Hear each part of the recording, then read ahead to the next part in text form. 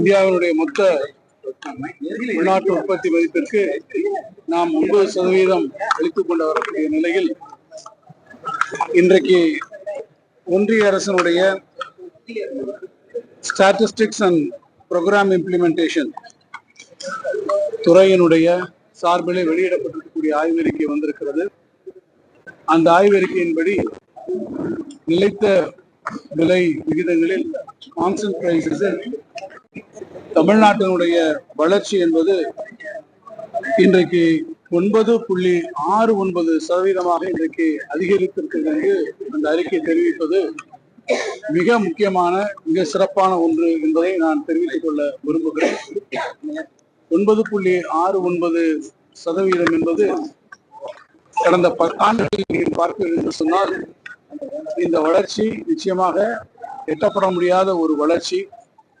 நம்முடைய மாண்புமிகு முதலமைச்சர் அவர்களுடைய தெளிந்த வழிகாட்டுதல்கள், முதலமைச்சர் அவர்கள் கடந்த 4 ஆண்டுகளில் எடுத்திருக்கக்கூடிய பல்வேறு முயற்சிகளினுடைய காரணமாக நமக்கு இந்த மிகப்பெரிய வளர்ச்சி நமக்கு கிடைத்திருக்கிறது. அதன் வகையிலே நீங்கள் பார்ப்பீர்கள் என்று சொன்னால் கடந்த ஆண்டில் நம்முடைய பொருளாதாரம் என்பது 15.73 லட்சம் கோடியாக இருந்த அந்த பொருளாதாரம் இன்றைக்கு 17.23 லட்சமாக இந்த ஆண்டிலே அது உயர இருக்கிறது. இந்த 9.69% கான்ஸ்டன்ட் பிரைஸஸ்லே வரக்கூடிய இந்த வளர்ச்சி என்பது நீங்கள் நாமினல் பிரைசஸ் என்று வரக்கூடிய இதிலே நீங்கள் எடுத்துக்கொள்வீர்கள் சொன்னால், அதாவது இன்ஃப்ளேஷன் பணவீக்கத்தை உருவாக்கி நீங்கள் எடுத்துக்கொண்டால் அது 14% இருக்கும். பணநீக்கம் இல்லாமல் நீங்கள் அந்த ரியல் பிரைசஸ்ல நீங்கள் எடுத்துக்கொண்டால், கான்ஸ்டன்ட் பிரைஸில் எடுத்துக்கொண்டால் 9.69%. இது தமிழ்நாடு அரசு இந்த ஆண்டு நம்முடைய பட்ஜெட்டை கொடுப்பதற்கு முன்பாக எக்கனாமிக் சர்வே ரிப்போர்ட் ஒன்றை நாம் வெளியிட்டிருந்தோம்.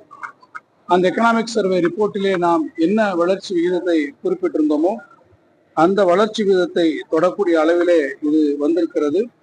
இந்த வளர்ச்சி விகிதம் என்பது அதிலே சுட்டிக்காட்டியிருப்பதை போல 8% நாம் அதை சுட்டிக்காட்டியிருந்தோம்.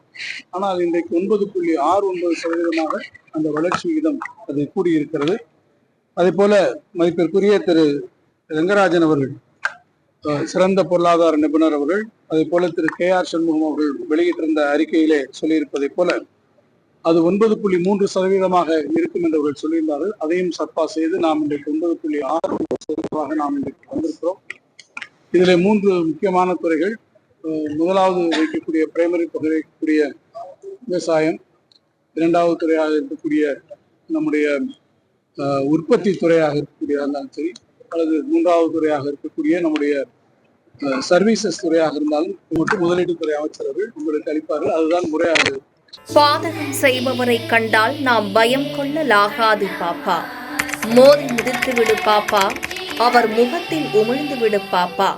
அனைத்து முக்கிய செய்திகளையும் எம் நாடு தொலைக்காட்சியின் டிஜிட்டல் தளத்திலும் உடனுக்குடன் தெரிந்து கொள்ளுங்கள்.